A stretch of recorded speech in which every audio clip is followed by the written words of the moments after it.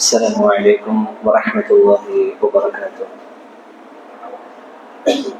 الحمد لله رب العالمين، والصلاة والسلام على رسوله الأمين وعلى آله وصحبه أجمعين.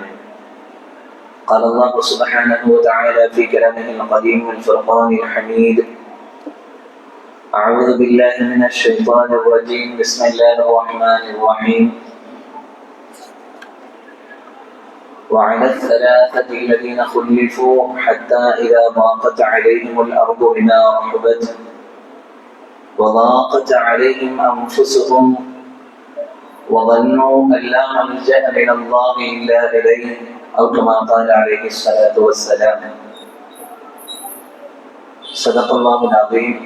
وقال رسول الله صلى الله عليه وسلم: إنما الأعمال بالنيات وإنما لامرئ ما نوى، فمن كانت هجرته إلى الله ورسوله فهجرته إلى الله ورسوله، ومن كانت هجرته إلى دنيا يصيبها أو إلى امرأة ينكحها فهجرته إلى ما هاجر إليه، أو كما قال عليه الصلاة والسلام.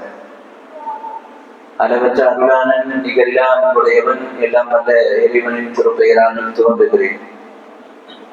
அல்லாஹ்வின் அருளும் கருணையும் அகிலத்தின் அருள்கொடை அண்ணலும் பெருமானார் ஸல்லல்லாஹு அலைஹி வஸல்லம் அவர்களின் மீதும் அவர்களை முறையாக பின்பற்றி வாழ்ந்த சத்திய சஹாபாக்கள், தபீன்கள், தபீன்கள், சுஹதாக்கள், சாலிஹீன்கள், உலகெங்கிலும் அல்லாஹ்வின் மார்க்கத்தை மேலோங்கச் செய்ய வேண்டும் என்கிற உயரிய இலட்சியத்தோடு தங்களது உயிர்களை அர்ப்பணித்துக் கொண்டிருக்கிற சுஹதாக்கள், சிறையில் வாழக்கூடிய சகோதரர்கள், குறிப்பாக ஜும்ஆ என்கிற உன்னதமான அமலுக்காக இங்கே குழுமி இருக்கிற நம் எல்லோரின் மீதும் அவனது வற்றாத கருணையும் அருளும் என்றென்றும் படியட்டுமாக என்ற பிரார்த்தனையோடு துவங்குகிறேன்.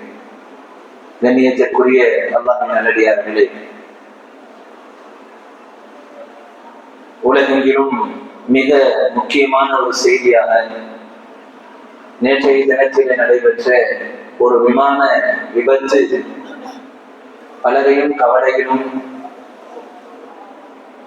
ஒரு மிகப்பெரிய இழப்பையும் ஏற்படுத்தி தந்த ஒரு நிகழ்வாக அந்த விபத்து அமைந்திருக்கிறது. குஜராத்தில் அகமதாபாத் என்ற இடத்திலிருந்து புறப்பட்டு லண்டனை நோக்கி செல்ல தயாரான இந்த விமானம் பயணமான ஒரு சில நொடி பொழுதுகளில் விபத்தை சந்தித்து ஒரு மிகப்பெரிய இந்தியாவினுடைய ஒரு விபத்தின் வரலாற்றில் மிக முக்கியமான ஒரு விபத்தாக கருதப்படுகிற அளவிற்கு உயிர் சேதங்களையும் பாதிப்புகளையும் ஏற்படுத்தி இருக்கிற அந்த நிகழ்வு, அதுதான் இன்றைக்கு ஒரு பேசு பொருளாக பலரிடத்திலேயும் இருக்கிறது.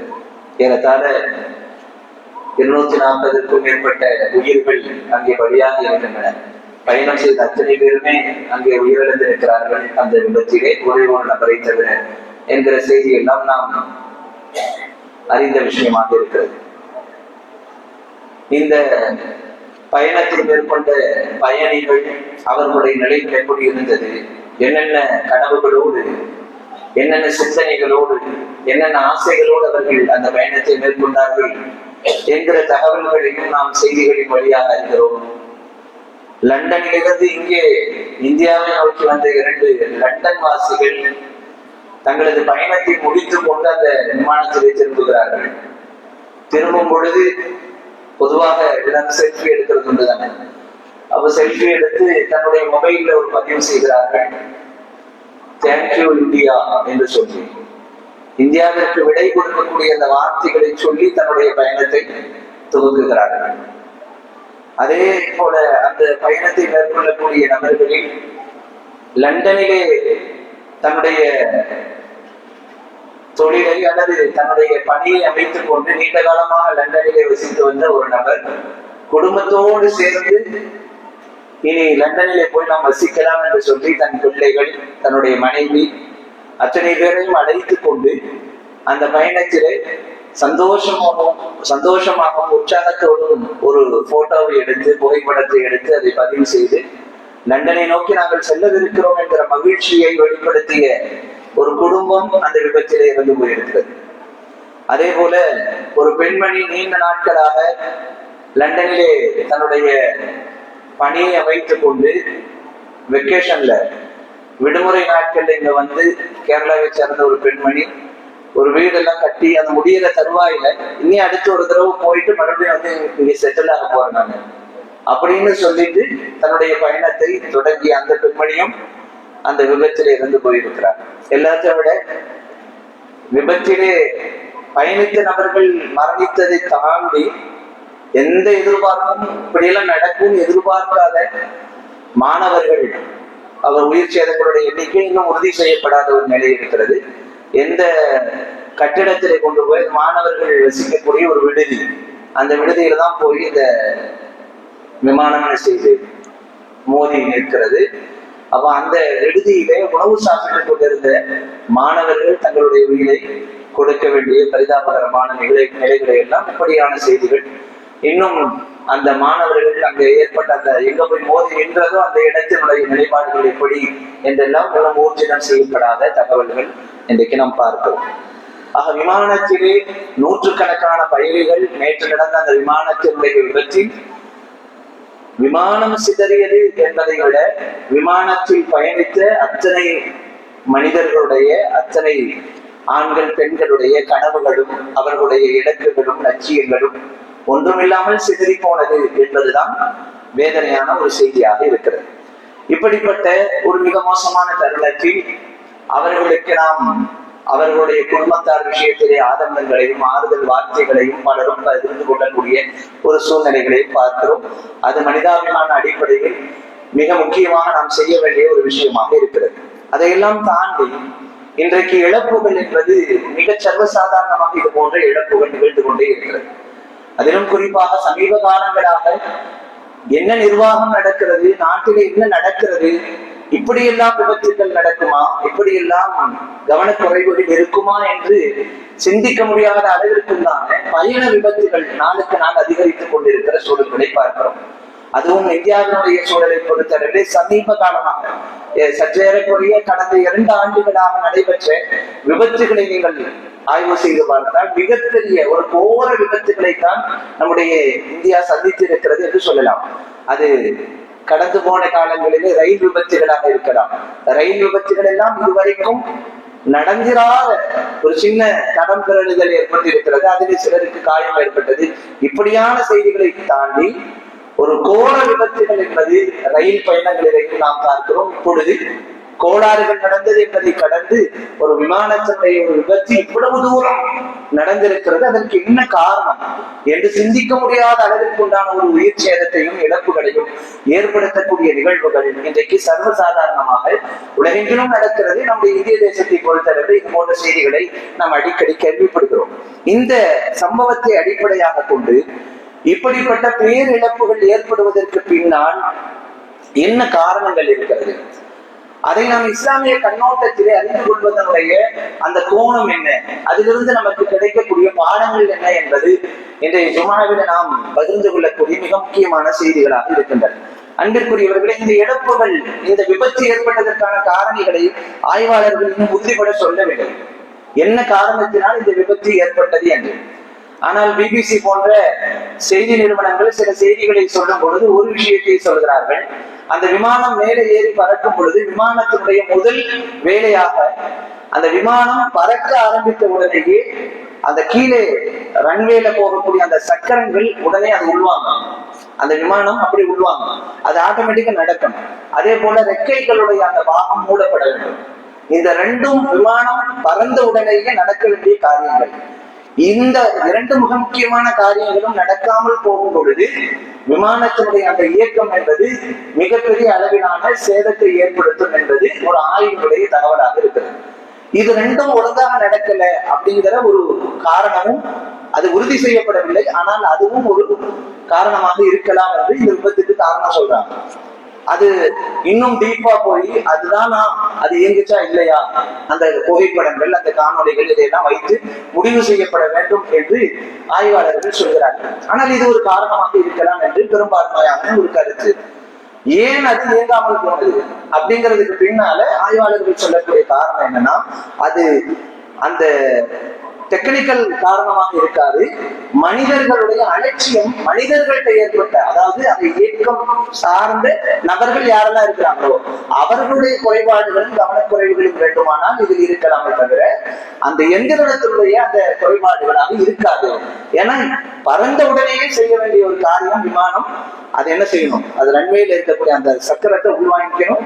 அதே போல அந்த இறக்கைகள் மூடப்படணும். இந்த இரண்டும் நடக்காமல் போனதற்கு பின்னால் மனித குறைபாடுகள் இருக்கலாம் என்ற ஒரு ஆய்வை அந்த பிபிசியினுடைய நிறுவனம் செய்தியிலே சொல்கிறது. இந்த ஒரு விஷயத்தை மையமாக கொண்டுதான் நாம் அல்லாஹ் ரசூலுடைய வார்த்தைகளை இதோடு ஒப்பிட்டு பார்த்து நாம் சில ஒரு படிப்பனைகளையோ பாடங்களையோ உபதேசங்களையோ பெற வேண்டியது இருக்கிறது. இன்றைக்கு மனித குறைபாடுகளால் ஏற்படுகிற இழப்புகள் ஏராளம். மனிதர்கள் செய்கிற சில தவறுகளால் ஏற்படுகிற இழப்புகள் பெரிது, செய்யப்படுகிற தவறுகள் சின்ன சின்ன. அந்த சிறிய சிறிய தவறுகளால் மிகப்பெரிய இழப்புகளை சந்திக்கக்கூடிய ஒரு நிலைகள் எல்லா இடங்களிலேயும் இருக்கிறது, எல்லா சமூகத்திலேயும் இருக்கிறது, எல்லா நிர்வாக கட்டமைப்புகளிலேயும் இருக்கிறது. ஆனால் அதை பற்றி யாரும் சிந்திப்பது இல்லை. என் மூலமாக ஏற்பட்ட இந்த தவறுதான் இவ்வளவு பெரிய இழப்புகளை ஏற்படுத்தி இருக்கிறது என்கிற அந்த ஒரு பார்வை இன்றைக்கு பெரும்பாலும் இல்லை. நான் செய்தது என்ன ஒரு பெரிய தவறா? இது யாரும் செய்வதில்லையா? என்னிடத்தில் இருக்கிற இந்த குறைபாடுகள் உலகத்தில் எங்கேயும் நிகழ்வதில்லையா? நிகழ்கிறது. எல்லோரும் அப்படி நினைத்துதான் சின்ன சின்ன தவறுகளை கூட மிக சர்வசாதாரணமாக செய்துவிட்டு போகிறோம். ஆனால் இஸ்லாமிய கண்ணோட்டம் என்பது மிக விசாலமானது. இஸ்லாமிய கண்ணோட்டம் எப்படி இருக்கிறது? நீங்கள் சின்ன சின்ன தவறுகளாக நினைக்கிற விஷயங்கள் மிகப்பெரிய பாதிப்புகளை ஏற்படுத்தும். சின்ன சின்ன பாவங்களாக நினைத்து செய்கிற சின்ன சின்ன பாவங்கள் அது ஒரு மிகப்பெரிய விளைவுகளை ஏற்படுத்தும் என்பது உலகத்தினுடைய ஒப்பற்ற தலைவர் ரசூலுல்லாஹி ஸல்லல்லாஹு அலைஹி வஸல்லம் அவர்களுடைய வழிகாட்டுதல். ஆயிஷா நாயகி அவர்களை பார்த்து பெருமானார் சொல்கிறார்கள், இய்யாக்கும் வ முஹக்கிராத்தி ذுனூப், உங்களை நான் எச்சரிக்கை செய்கிறேன், பெரும் பாவங்களை அல்ல சிறும் பாவங்களை குறித்து உங்களை நான் எச்சரிக்கை செய்கிறேன். பெருமானார் சொல்கிறார்கள். ஏன் சிறிய பாவங்களை குறித்து எச்சரிக்கை செய்கிறார்கள்? சிறிய பாவங்களை நாம் மிக சாதாரணமாக கருதுகிறோம். பெருமானார் சொன்ன வார்த்தையே, நீங்கள் சிறிய பாவம் தானே என்று சாதாரணமாக கருதுகின்ற அந்த பாவங்களை குறித்து நான் எச்சரிக்கை செய்கிறேன். ஏன்னா சின்ன பாவம் தான் நம்ம செய்வோம். ஆனால் நாளடைவில் அந்த பாவம் தான் உங்களை ஒரு மிகப்பெரிய வழிமுறைகளை கொண்டு போய் நிறுத்தும். அந்த பாவங்கள் தான் ஒரு பெரிய இழப்பை சந்திக்கக்கூடிய நிலைக்கு உங்களை தள்ளும். எனவே அது விஷயத்தில் நீங்கள் எச்சரிக்கையாக இருங்கள் என்கிற பெருமானார் ஸல்லல்லாஹு அலைஹி வஸல்லம் அவர்களுடைய இந்த நபிமொழியின் வழியாக சின்ன சின்ன விஷயங்களாக இருந்தாலும் கூட அதை தவறும் பட்சத்திலே நாம் எச்சரிக்கையோடு இருக்க வேண்டும். அதை தவறாமல் பார்த்துக் கொள்ள வேண்டும். அந்த தவறுகள் நிகழாமல் பார்த்துக் கொள்ள வேண்டும் என்பதுதான். எனவே நாம் இன்றைக்கு இந்த செய்திகளை 250 உயிர்கள் 240 உயிர்கள் பறிபோனது என்பது சாதாரண விஷயம் அல்லது. அது எவ்வளவு பெரிய இழப்பு. ஒரு தேசத்தினுடைய வரலாற்றிலே இந்த நிகழ்வு என்பது மிக முக்கியமானது. இது போன்று நிறைய நடந்திருக்கலாம். ஆனால் இதுவெல்லாம் பேசப்பட்டு ஒரு வார காலத்திலே நாம் கடந்து போய்விடுகிறோம்.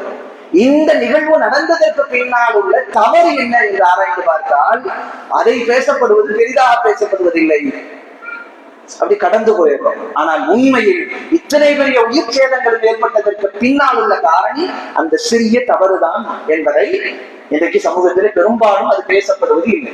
எந்த ஒரு செய்தி நிறுவனத்தினுடையாவோ அது பேசப்படவே செய்யாது. நீங்கள் வேண்டுமானால் பாருங்கள், அடுத்தடுத்து உள்ள செய்திகள் எல்லாம் இவர்களுக்கு நிவாரணம் வழங்கப்பட்டது, 1 கோடி ரூபாய் வழங்கப்பட்டது, இத்தனை லட்சங்கள் வழங்கப்பட்டது, இதுதான் பேசப்படுமே தவிர நடந்த நிகழ்வுகளுக்கு பின்னால் என்ன காரணி, யார் காரணி, என்ன தவறு, இது பேசப்படவே செய்யாது.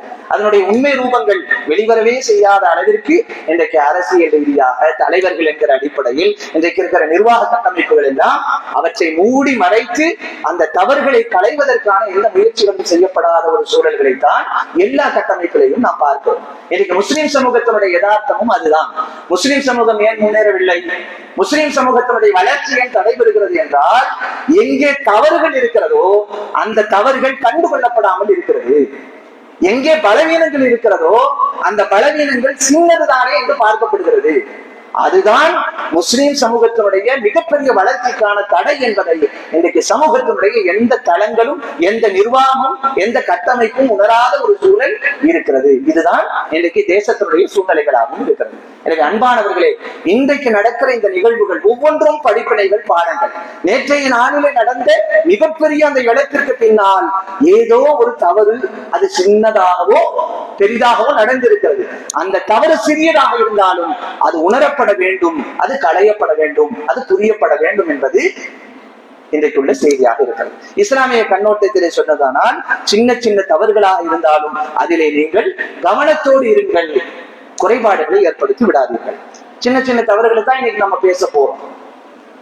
இஸ்லாத்தினுடைய பார்வையிலே ஒரு காரியத்தை உங்களிடத்தில் ஒப்படைக்கப்பட்டால் அந்த காரியத்தை நீங்கள் செவ்வன செய்ய வேண்டும், குறைபாடு இல்லாமல் செய்ய வேண்டும், கவனத்தோடு செய்ய வேண்டும். அது இஸ்லாத்தினுடைய வழிகாட்டுதல். ஆனால் அதிலே குறைபாடுகள் வருகிறது, இழப்புகள் வருகிறது, சில நேரங்களில் அது நடக்காமலே போகிறது என்பதற்கு பின்னால் முஸ்லிம் சமூகம் பெரிய தவறு ஒன்று செஞ்சிருக்காங்க. சின்ன சின்ன தவறுகளைத்தான் செய்திருக்கும். அது சம்பந்தப்பட்ட பொறுப்பாளர்கள், யாருக்கு அந்த பொறுப்பு கொடுக்கப்பட்டதோ அந்த நபர்கள் அதை பெரிதாக வேணாம் குற்றம் பண்ணியிருக்க மாட்டாங்க. ஆனால் அது நடக்காமல் போனதன் பின்னணியிலே உள்ள பாதிப்புகள் பெரிதாக இருக்கு. அதனால சின்னது என்று கவனக்குறைவாக நாம இருக்கக்கூடாது. நாம தவறுறதுக்கான சின்ன சின்ன காரணிகள் இன்னைக்கு நாம நினைச்சிட்டு இருக்கிற அந்த விஷயங்கள் என்னென்னலாம் இருக்கு.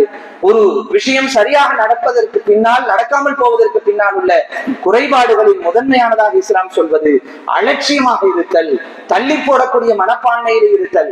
ஒரு விஷயத்தை செய்துதான் ஆகணும் அப்படிங்கிற ஒரு நிலை வரும் பொழுது, இது எனக்கான செயல் என்று வரும் பொழுது அதை செய்யாம அப்படியே அலட்சியமாக இருப்பது, அல்லது கடைசி நேரம் வரைக்கும் அப்படியே தள்ளி போட்டுக் கொண்டே இருப்பது, இது ஒரு மிகப்பெரிய பாதிப்பை ஏற்படுத்தும். அலட்சியத்தினால் குறைபாடுகள் உண்டாகும். அலட்சியத்தினால் அந்த செயல் நடக்காமல் போவதற்கு வாய்ப்பு இருக்கிறது. தள்ளி போடுவதனால் குறைபாடுகள் உண்டாகும். தள்ளி போடுவதால் சில காரியங்கள் நடக்காமலேயே போவதற்கும் வாய்ப்பு இருக்கிறது. ஆனா இன்னைக்கு நாம என்ன பார்க்கிறோம்? அலட்சியமாக இருந்தால் அதெல்லாம் பெரிய விஷயமே கிடையாது. அலட்சியமாக இருப்பதோ தள்ளி போடுவதோ இஸ்லாமியர்களுடைய பார்வையில் அது சாதாரணமான ஒரு விஷயம். இஸ்லாத்தின் பார்வையில் அது ஒரு மிக மோசமான செயல். ஒரு முஃமினை பற்றி அல்லாஹ் தஆலா எச்சரிக்கும் பொழுது, சத்திய விசுவாசிகள் நாளை மறுமையிலே என்னென்னவெல்லாம் சந்திக்க நேரிடும் என்பதை அல்லாஹ் தஆலா குர்ஆனின் வழியாக எச்சரிக்கும் பொழுது இப்படி ஒரு வார்த்தையை, வசனத்தை அமைத்திருக்கிறான். யக்தரப லின்னாஸி ஹிசாபுஹும் வஹும் ஃபீ கஃப்லத்தின் முஅரிதூன். யக்தரப லின்னாஸி ஹிசாபுஹும், மனிதர்களுக்கு அவர்களுக்கான கேள்வி கணக்குகள் தயாராக இருக்கிறது. வஹும் ஃபீ கஃப்லத்தின் முஅரிதூன், மனிதர்களோ அதை பற்றி எந்த சிந்தனையும் இல்லாமல் இருக்கிறார்கள், அலட்சியமாக இருக்கிறார்கள். தன்னை நோக்கி கேள்விகள் வரும் என்பதை பற்றி சிந்திக்காமல் இருக்கிறார்கள். இங்கே இது மறுமையை பற்றி பேசினாலும் குர்ஆனுடைய வசனங்கள் ஒவ்வொரு காலத்திற்கும் நிறைய அர்த்தங்களை சொல்லும். சமகாலத்திற்கும் அது கருத்தை சொல்கிறது. இன்றைக்கு நீங்கள் உங்களுக்கு வழங்கப்பட்ட பொறுப்புகள் விஷயத்தில் அலட்சியமாக இருந்தால் கடைசியில் அது கேள்வியா மாறும். கவனக்குறைவாக இருந்தால் கேள்வியாக மாறும். தள்ளி போட்டால் கேள்வியாக மாறும். கடைசியிலே அந்த கேள்வி நம்மை நோக்கி வரும் பொழுதுதான் ஆஹா கவனக்குறைவாக இருந்து விட்டோமே என்ற ஒரு நிலை வரும். அல்லாஹ் தஆலா அதை மற்றொரு வசனத்திலேயும் சொல்லி காட்டுகிறான். தள்ளி போடுவதால், அலட்சியமாக இருந்ததால் மனிதர்களுக்கு ஏற்படுகிற இழப்பின் போது அவர்கள் எப்படிப்பட்ட நிலையில் இருப்பார்கள் என்று குர்ஆன் சொல்லும் பொழுது, யா வைலனா, எங்களுக்கு ஏற்பட்ட கை சேதமே, அது குன்னா ஃபீ கஃப்லத்தின் மின் ஹாதா பல் குன்னா வாலிமீன், அது குன்னா ஃபீ கஃப்லத்தின் மின் ஹாதா. இந்த கேள்வி எங்களை நோக்கி வருவதற்கு முன்னால் வரைக்கும் ரொம்ப கவனக்குறைவாக இருந்தோம், கஃப்லத்திலே இருந்தோம், அலட்சியத்திலே இருந்தோம், கவனக்குறைவாக இருந்தோம். பார்த்துக் கொள்ளலாம் என்ன ஆகிவிடப் போகிறது, கடைசியில் செய்து கொள்ளலாம், நமக்கு தான் எல்லா பவரும் இருக்கு, எல்லா வாய்ப்புகளும் இருக்கிறது, எல்லா சக்திகளும் இருக்கிறது என்று நினைத்தோம். அதனால் இப்பொழுது கைசேதத்தை நாங்கள் அனுபவித்துக் கொண்டிருக்கிறோம். அது குன்னா ஃபீ கஃப்லத்தின் மின் ஹாதா பல் குன்னா வாலிமீன், நாங்கள் அநியாயக்காரர்கள் தான் என்று அவர்களே நொந்து கொள்ளக்கூடிய நிலைகள் இன்றைக்கு பெரும்பாலும் இருக்கிறது என்று குர்ஆன் பறைசாற்றுகிற மனிதர்களாகத்தான் பெரும்பாலும் நம்மிலே இருக்கிறோம் என்பதை நாம் கவனத்திலே கொள்ள வேண்டும். எனவே ஒரு குறை, மிக பெரிதான குறை ஏற்படுவதற்கு சின்ன காரணமாக நாம் நினைக்கிற அந்த விஷயங்கள், அதிலே ஒன்று அலட்சியம். ஆனால் இஸ்லாத்தை பொறுத்தளவிலே அலட்சியம் என்பது மிக மோசமானது என்று அல்லாஹ் தஆலா குர்ஆனின் வழியாக சுட்டி காட்டுகிறான். எனவே அலட்சியமற்ற ஒரு வாழ்க்கை முறை என்பது மிக முக்கியமானது. இதோ பரவாயில்லை என்கிற அந்த மனோநிலை என்பது மிக மோசமானது ஒரு மனோநிலை. இதை பார்த்துக் கொள்ளலாம். இன்னைக்கு மஸ்ஜிதுகள் ஏன் வெறிச்சோடி போய் இருக்கிறது? ரமலான் முடிந்தால் ஏன் வெறிச்சோடி போகிறது? அடுத்த ரமலான் வரும் இல்ல, அப்ப மொத்தமா வச்சு அமல் செஞ்சிடலாம். வாய்ப்பு கிடைக்காமலா போய்விடும் சொல்லுவதற்கு? ஏன் தௌபாக்கள் குறைவாக இருக்கிறது? ஏன் குர்ஆனை கற்கக்கூடிய ஆர்வங்கள் குறைவாக இருக்கிறது? கல்வி சார்ந்த செயல் திட்டங்கள் வரும்போது அதன் பின்னால் வரக்கூடிய மக்களுடைய எண்ணிக்கை ஏன் மிக குறைவாக இருக்கிறது? அதற்கு ஏன் பல காரணங்கள் சொல்லப்படுகிறது. அழைப்பு பணிகளுடைய அந்த வேகம் ஏன் மந்தமாக இருக்கிறது? இது எல்லா விஷயத்திற்கு பின்னாலும் ஒன்றே ஒன்றை நாம் சொல்லிவிடலாம்: அலட்சியம், கவனக்குறைவு, பார்த்து கொள்ளலாம் என்கிற மனோநிலை. இன்னும் அவகாசம் இருக்கிறதே, எவ்வளவு செயல்படுவதற்கு காலங்கள் இருக்கிறது என்ற அந்த மனோநிலை தான் கடைசியிலே மனிதனுக்கு யாவைலனா எனக்கு ஏற்பட்ட கை சேதுமே என்று அல்லாஹ்வை பார்த்து கதறக்கூடிய நிலைகளுக்கு அவனை தள்ளுகிறது என்பது இஸ்லாத்தினுடைய வழிகாட்டுதல். எனவே நாம் நம்முடைய செயல்பாடுகளில் சின்ன குறை கூட ஏற்படாமல் அல்லது பெரிய பாதிப்புகள் வரைக்கும் எதுவுமே ஏற்படாமல் பாதுகாத்துக் கொள்ள வேண்டுமானால் சிறிய தவறாக நாம் கவனத்திலே வைத்திருக்கிற அந்த அலட்சியத்திலிருந்தும் தாமதப்படுத்துவதிலிருந்தும் நம்மை நாம் தற்காத்துக் கொள்ள வேண்டும். அலட்சியத்தினால் என்னென்ன இழப்புகள் எல்லாம் ஏற்படுகிறது இஸ்லாம் மிக விரிவாக சொல்கிறது. அறிஞர்கள் நமக்கு சுட்டி காட்டுகிறார்கள். மனிதன் அறிவை பாழாக்கக்கூடிய நிலை அலட்சியத்தினால் உண்டாகிறது. உள்ளத்தை பாழ்படுத்தக்கூடிய நிலை அலட்சியத்தினால் உண்டாகிறது. அல்லாஹ்வை விட்டும் தன்னை திருப்பிக் கொள்ளக்கூடிய நிலை அலட்சியத்தினால் உண்டாகிறது. தௌபா செய்வதற்கான வாய்ப்புகளை கூட தன் பாவத்தை நினைத்து தன் பாவங்களுக்கான மன்னிப்பை பெறுவதற்கான அந்த நிலைகளை கூட அலட்சியத்தினால் அவன் தவற விடுகிறான். தன் வாழ்க்கையினுடைய அர்த்தமான எதிர்காலத்தை தொலைக்கக்கூடிய எல்லா விஷயங்களும் இந்த அலட்சியத்தினால் ஏற்படுகிறது என்று அறிஞர்கள் சொல்கிறார்கள். என்றால் அந்த அலட்சியமும் தள்ளி போடக்கூடிய அந்த தன்மையும் எவ்வளவு மோசமான விளைவுகளை ஏற்படுத்துபவை, எவ்வளவு மோசமான பண்பு என்பதை நாம் கவனத்திலே கொள்ள வேண்டும். ஆனால் அந்த அலட்சியத்தை நாம் கவனத்தோடு கையாண்டு அதனை வென்றெடுத்தால் எத்தனை மாற்றங்கள் சமூகத்தில் ஏற்பட்டிருக்கும் யோசித்து பாருங்கள். குர்ஆன் அதைத்தான் சொல்கிறது. எல்லா வாய்ப்புகளும் உங்களுக்கு வழங்கப்பட்டது. ஆனால் அந்த வாய்ப்புகளை எல்லாம் நீங்கள் வளமான எதிர்காலத்திற்கு பயன்படுத்தாமல் அலட்சியத்தோடு இருந்த காரணத்தினால் எல்லாம் இருந்தும் ஒன்றும் இல்லாத நிலைதான் உங்களுக்கு. அறிவு இருக்கிறது, ஆற்றல் இருக்கிறது, எல்லா அல்லாஹ் வழங்கிய எல்லா அருட்படைகளும் உங்களுக்கு இருக்கிறது. யார் எத்தனை பேர் சாதித்தார்? எத்தனை பேர் நல்ல முன்னேற்றத்துக்கு வந்தார்கள்? எத்தனை பேர் இந்த சமூகத்திற்கான முதுகெலும்புகளாக மாறினார்கள்? ஒன்றும் சொல்ல முடியாது. வாழ்க்கை அப்படியே போகிறது. 3 வேளை உணவு சாப்பிடுகிறோம், அந்த நாளை கழிக்கிறோம், அடுத்த நாள் வருகிறது, உணவு சாப்பிடுவதற்காக உழைக்கிறோம், மறுபடியும் சாப்பிடுகிறோம், காலம் போகிறது. என்ன மாற்றம் நாம் கொண்டு வந்தோம் என்று யோசித்தால் ஒன்றுமே இல்லை. ஏன் இந்த ஒன்றுமே இல்லை என்று சொல்லக்கூடிய அந்த ஒற்றை வார்த்தை எதனால் வந்தது? ஏன் சாதிக்க முடியாது? வயிற்றிலே கற்களை கட்டிக்கொண்டு சஹாபாக்களுடைய அந்த முன்னோர்களுடைய அந்த வரலாறுகள் நாம் படிக்கிறோம் அல்லவா? பெரும் சாதனை, பெரும் தாக்கம், 1400 ஆண்டுகளை கடந்து உலகம் உள்ளளவும் அந்த தாக்கம் இருக்கும் என்றெல்லாம் வரலாறுகளை பேசுகிற நாம் எந்த ஒரு அசராற்றுகளையும் தாக்கங்களையும் நம்மால் ஏற்படுத்த முடியாமல் போனதற்கு என்ன காரணம்? இதையுமே நாம் யோசிக்கவில்லை. அலட்சியத்தோடு வாழ்ந்து கொண்டிருக்கிற ஒரு நிலை இருக்கிறது. அற்புதமான ஒரு அறிஞருடைய கருத்து இருக்கிறது. எப்படிப்பட்ட ஒரு மண்ணை இஸ்லாம் விரும்புகிறது என்றால், மண்ணிலே பிறந்து, மண்ணிலே வளர்ந்து, மண்ணிலே சாப்பிட்டு, மண்ணிலேயே சென்று முடிகிற ஒரு மண்ணை இஸ்லாம் விரும்பவில்லை. இதற்கு நேர் எதிரான ஒரு மண்ணைத்தான் இஸ்லாம் விரும்புகிறது. மண் என்ற அந்த அறிஞன் சொன்னதற்கு என்ன காரணம்? மண்ணிலிருந்து பிறந்தவன் தான் மனிதன், மண்ணிலேதான் வாழ்கிறான், மண்ணிலிருந்து உற்பத்தியாகிற உணவைத்தான் சாப்பிடுகிறான், நன்றாக புசிக்கிறான், அதிலிருந்துதான் அவன் சுகத்தை அனுபவிக்கிறான். எல்லாவற்றையும் சாப்பிட்டு விட்டு கடைசியில் அந்த மண்ணிலே சென்று புதைக்கப்படுகிற அந்த மனிதர்களை போல ஒரு மனிதன் இருக்கக்கூடாது. அப்படிப்பட்ட ஒரு மனிதனை இஸ்லாம் விரும்பவில்லை. இஸ்லாம் விரும்புவது அல் இஸ்லாமு யுரீதுல் இன்சான் அல் முஃமின் அல் முன்திஷ், ஆக்கப்பூர்வமான ஒரு மனிதனைத்தான் இஸ்லாம் விரும்புகிறது. அவன் எப்படி வாழ்வான்? இந்த உலகத்திலே வாழும் பொழுது தனக்கென்று ஒரு லட்சியம், தனக்கென்று ஒரு இலக்கு, தனக்கென்று ஒரு கனவு, இப்படித்தான் வாழ்வான். இப்படிப்பட்ட ஒரு மனிதனைத்தான் இஸ்லாம் விரும்புகிறதே தவிர வாழ்ந்தோம், சுகம் அனுபவித்தோம், சாப்பிட்டோம், செத்து மடிந்தோம் என்று சொல்லக்கூடிய ஒரு மண்ணை இஸ்லாம் விரும்பவில்லை. அப்படிப்பட்ட ஒரு மனிதனை இஸ்லாம் விரும்பவில்லை. நாம் எப்படிப்பட்ட மனிதர்கள் என்பது நமக்கு தெரியும். இங்க யாரையும் குறை சொல்வதல்ல.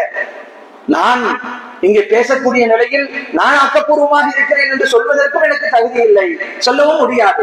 இங்கே இருக்கிற யாரும் ஆக்கப்பூர்வம் மற்றவர்கள் என்று சொல்வதற்கும் இல்லை. ஆனால் சிந்திக்க வேண்டிய ஒரு காலகட்டத்தில் நாம் இருக்கிறோம். நமக்கு வழங்கப்பட்ட அவகாசங்கள், வாய்ப்புகள், இவற்றையெல்லாம் எதை நோக்கி நாம் பயன்படுத்திக் கொண்டிருக்கிறோம் என்பது மிக முக்கியமானது. குர்ஆன் சொல்கிறது, வலகத் மக்கன்னாஹும் ஃபீமா மக்கன்னாகும் ஃபில் அர்தி வஜஅல்னா லஹும் ஸம்அன் வ அப்சாரன் வ அஃஇதா. அவர்களுக்கு எல்லா வளங்களையும் கொடுத்தோம். உடல் ரீதியான எல்லா ஆற்றலும் இருந்தது. பார்க்கும் திறன், கேட்கும் செவிப்புலன், உள்ளத்தால் நல்லது கெட்டதை உணர்ந்து கொள்ளக்கூடிய ஆற்றல், எல்லாவற்றையும் நாம் கொடுத்தோம். ஆனால் அவர்களுக்கு எந்த பலனையும் தரவில்லை. அவர்கள் பார்வை அவர்களுக்கு பலனை தரவில்லை.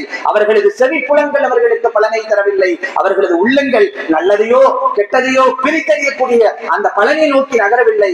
பிறகு இதெல்லாம் அவர்களுக்கு வழங்கப்பட்டு என்ன பிரயோஜனம் என்று சொல்லக்கூடிய அந்த வார்த்தைகள் குர்ஆனின் வழியாக இருப்பதை நாம் காண முடிகிறது. எனவே அன்பானவர்களே, நாம் தவறுவதற்கான மிக முக்கியமான ஒரு காரணியாக அலட்சியம், தள்ளி போடக்கூடிய மனப்பான்மையும் நம்மிடத்தில் அதிகமாக இருக்கிறது.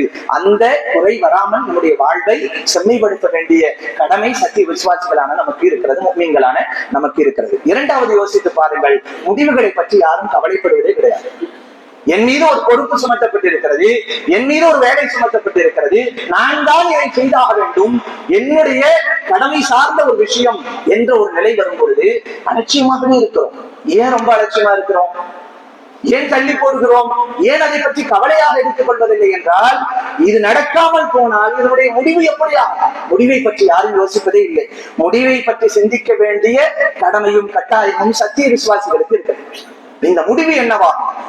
என்னோடு சம்பந்தப்பட்ட இந்த செயல் நடந்தாலோ நடக்காமல் போனாலோ உள்ள முடிவு என்ன? இந்த முடிவை பற்றி சிந்திக்கும்படி இஸ்லாம் அதிகமாக யோசிக்கிறது. முடிவுகளை பற்றிய அந்த நிலைப்பாடுகளை ரசூல் ஸல்லல்லாஹு அலைஹி வஸல்லம் அவர்கள் அதிகமாக சஹாபாக்களுக்கு சிந்தனையாக கொடுத்தார்கள். பஹ்ரைனுக்கு ஒரு சஹாபியை அனுப்பி ஜிஸியாவினுடைய வரியை வசூல் செய்துவிட்டு திரும்புகிறார்கள். அந்த வரி வந்தால் சஹாபாக்களுக்கு பங்கிட்டு கொடுப்பதற்கான வாய்ப்பு இருக்கிறது என்ற அன்சாரி தோழர்கள் எல்லாம் நினைத்துக் கொண்டிருந்த அந்த தருணத்தில் பெருமானார், இந்த பொருள் வருகிறது, இந்த பொருளாதாரம் வருகிறது, இது உங்களை நோக்கி வந்தால், உங்களுக்கு கொடுக்கப்பட்டால், இதன் பின்னால் நீங்கள் எப்படி என்னவாக போகிறீர்கள்? இது உங்களிடத்தில் என்ன பாதிப்பை ஏற்படுத்தும்? நல்ல விதமாகவா அல்லது இழப்பாகவா? இப்படி சிந்திச்சாங்க யாரு? ரசூலுல்லாஹி ஸல்லல்லாஹு அலைஹி வஸல்லம். ஆனா சஹாபாக்கள் எதிர்பார்த்ததெல்லாம் வந்துட்டாரு. யாரு? போன சஹாபி திரும்ப வந்து விட்டார். வந்தால் கண்டிப்பாக என்ன கிடைக்கும்? பெருமானார் ஏதாவது நமக்கு பங்கிட்டு கொடுப்பார்கள். இந்த பார்வை சஹாபாக்களிடத்திலே. பெருமானாருக்கு என்ன? நாம் பங்கிட்டு கொடுத்து விட்டால் இதன் மூலமாக அவர்கள் பலன் பெறுவார்களா? மனோரீதியான மாற்றங்களை பெறுவார்களா?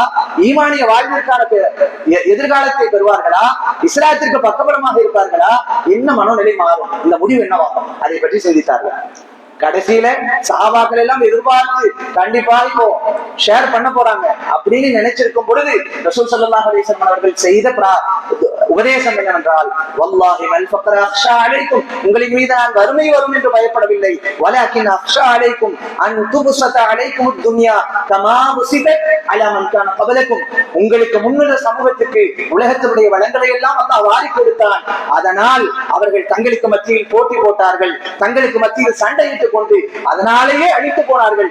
அதுபோல உங்கள் கைகளில் செல்வங்கள் வந்து அதனால் உங்களுக்கு மத்தியிலே சண்டையிட்டுக் கொண்டு அழிந்து போவீர்களோ என்று நான் அச்சப்படுகிறேனே தவிர, உங்களுக்கு காசு இல்லாம போனா வறுமை வந்துடும், வறுமையை நினைத்து நான் பயப்படவில்லை என்று இறுதி முடிவை பற்றிய கவலையை சஹாபாக்களுக்கு ஊற்றியவர்கள் ரசூலுல்லாஹி ஸல்லல்லாஹு அலைஹி வஸல்லம் அவர்கள். எனவே முடிவை பற்றிய கவலை நம் உள்ளத்தில் இருந்து கொண்டே இருக்க வேண்டும். ஒரு விஷயம் என் சார்ந்தது, நான் முன்னெடுத்தது, என்னுடைய பொறுப்பு சார்ந்தது, இதனுடைய அவுட்புட் என்னவா?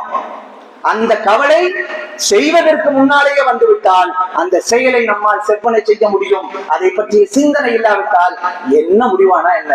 கடைசியில முடிவை பற்றி விவாதங்கள் நடக்கும் பொழுது, ஐயா இவரு சரியில்லை, அவரு சரியில்லை, இதனாலதான் என்னால செய்ய முடியாம போச்சு, அதனாலதான் என்னால செய்ய முடியாம போச்சுன்னு ஒற்றை வார்த்தையில் சொல்லிவிட்டு நகர்வதற்கான வாய்ப்புகள் இருக்கிறது. அந்த வாய்ப்புகள் இந்த உலகத்திலே மட்டும்தான், நாளை மறுமையில் அல்ல என்பதை எச்சரிக்கையோடு நாம் மனதிலே கொள்ள கடமைப்பட்டு இருக்கிறோம். அப்ப இரண்டாவது விஷயம், நாம் தவறுகள் நம்முடைய செயல்பாடுகளில் ஏற்படுவதற்கு முடிவுகளை பற்றி நாம் கவலைப்படுவதில்லை. மூன்றாவது மிக முக்கியமானது, கீழுள்ளவர்களை பற்றி கவலை நம்மிடத்தில் இருக்க வேண்டும். ஒரு பொறுப்பு, ஒரு விஷயம் அல்லது என் குடும்பம் எனக்கு கீழே இவர்கள் இருக்கிறார்கள் என்றால் இவர்களின் எதிர்காலத்துக்கு நான் பொறுப்பாளன். அந்த அடிப்படையிலே பெருமானார் சொன்னதுதான்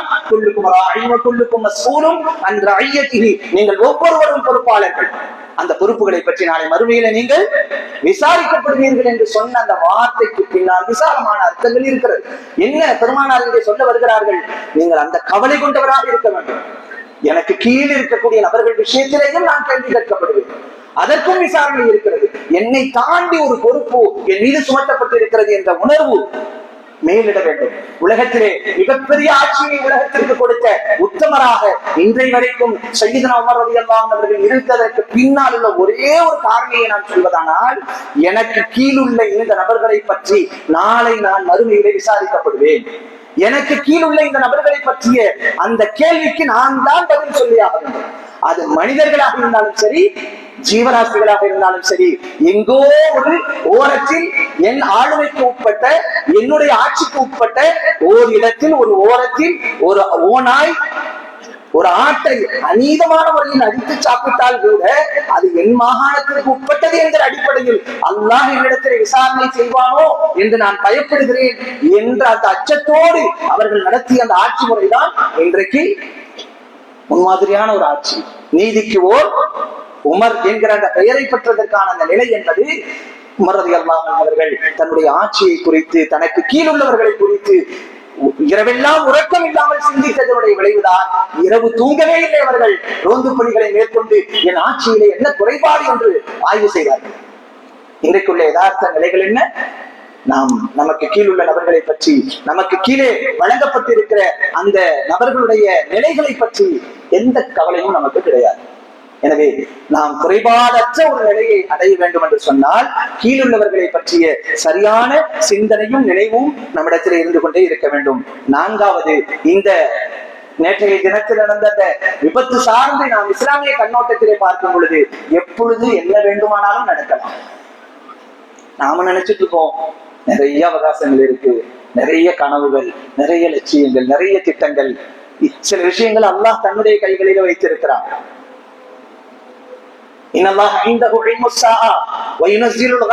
மழை எப்பொழுது பெய்யும், மறுமை நாள் எப்பொழுது வரும், ஒரு தாயினுடைய கருவறையில் என்ன இருக்கிறது, நாளை நீ என்ன சம்பாதிக்க போகிறாய், எந்த இடத்திலே எந்த பூமியில நீ மரணிக்க போகிறாய். இந்த சில விஷயங்கள் அல்லாஹ்வோடு சம்பந்தப்பட்டது. அவன் தான் அறிவான். அப்ப சில விஷயங்களை நம்மளால அறிய முடியாது. ஆனா நாம எல்லாமே தெரிஞ்ச மாதிரிதான் நாம் என்ன செய்யறோம், நம்முடைய வாழ்க்கையை நகர்த்தி கொண்டு போகிறோம். எப்போது என்ன வேண்டுமானாலும் நடக்கலாம் என்பதற்கான நிகழ்வுகள் உலகத்தில் அடிக்கடி நடந்து கொண்டிருக்கிறது.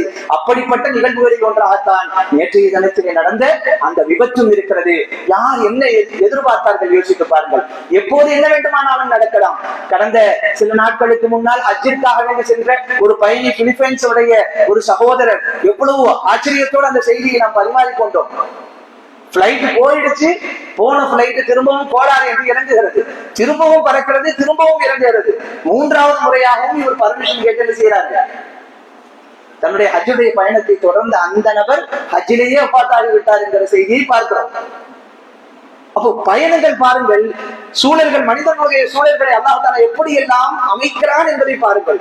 ஆனால் நேற்றைக்கு நடந்த அந்த நிகழ்வு பயணித்தவர்கள் மரணித்து விட்டார்கள் என்பதை கடந்து இங்கே வாழ வேண்டியவர்கள் எனக்கெல்லாம் எப்படி நடக்குமா, அது ஒரு பிளைட் வந்து மோதி என் உயிர் பறிக்கப்படுமா என்று யார் நினைத்தார்கள். ஆனால் இன்றைக்கு அது நடந்திருக்கிறது என்றால் எங்கே எப்போது என்ன நடக்கும் என்பது நமக்கு தெரியாது. நாளை என்ன நாம் சம்பாதிக்க போகிறோம், நாளை என்ன நடக்க போகிறது என்பதை நம்ம யாரும் அறிய முடியாது. அந்த எச்சரிக்கை உணர்வு எப்போதும் நொடிப்பொழுதும் எல்லா நிமிடங்களிலும் நம்மிடத்தில் இருக்குமானால் நம் வாழ்வில் நாம் செய்யக்கூடிய காரியங்களில் குறைபாடுகளற்ற ஒரு நிலையை, ஒரு நிறைவான செயல் திட்டத்தை, வாழ்வை நம்மால் வாழ முடியும், செயல்படுத்த முடியும் என்பதை நாம் கவனத்திலே கொள்ள வேண்டும். ஆக ஒவ்வொரு நாளும், ஒவ்வொரு நொடி பொழுதும் உலகத்திலே எங்கு எந்த செயல்கள் நடந்தாலும் அந்த செயல்களுக்கு பின்னால் பாடங்களும் படிப்பினைகளும் நமக்கான அத்தாட்சிகளும் அதிலே இருக்கிறது என்பதை நாம் புரிய வேண்டும். நேற்றைய தினத்தினுடைய அந்த விபத்தும் கூட சமகால முஸ்லிம்களுக்கு நிறைய பாடங்களை சொல்லிக் கொடுத்துக் கொண்டிருக்கிறது. பாடங்களை பாடங்களாக எடுத்து அதனை படிப்பினைகளாக மாற்றி தன் வாழ்வை சரியாக அமைத்துக் கொள்ளக்கூடியவன் தான் சத்திய விசுவாசியாக இருக்க முடியும். மாற்றங்களை அல்லாஹ் தஆலா அடியார்களிடத்தில் எதிர்பார்க்கிறான். அந்த மாற்றங்களுக்கு சொந்தக்காரர்களாக நாம் இருக்கிறோமா என்கிற கேள்வியை எப்போதும் நாம் எழுப்பிக் கொண்டே இருக்க வேண்டும். எல்லாம் வல்ல இறைவன் மாற்றங்களை நம்முள் ஏற்படுத்திக் கொண்டு இந்த உலகத்திலே நல்ல செயல்பாடுகளை முன்னெடுக்கக்கூடிய அர்த்தமான வாழ்வை வாழக்கூடிய நற்பாக்கியசாலிகளாகவும் நாளை மறுமையிலே அல்லாஹ்வை சந்திக்கும் பொழுது அவனது பொருத்தத்தை பெற்ற அடியார்களாகவும் இங்கே குழுமி இருக்கிற நம்மையும் ஒட்டுமொத்த முஸ்லிம் சமூகத்தையும் அல்லாஹ் ஆக்கி அருள் புரிவானாக என்ற பிரார்த்தனையோடு நிறைவு செய்கிறேன். வாஹிரு தஅவானா அல்ஹம்துலில்லாஹி ரப்பில் ஆலமீன். அஸ்ஸலாமு அலைக்கும் வரஹ்மத்துல்லாஹி வபரகாத்துஹு.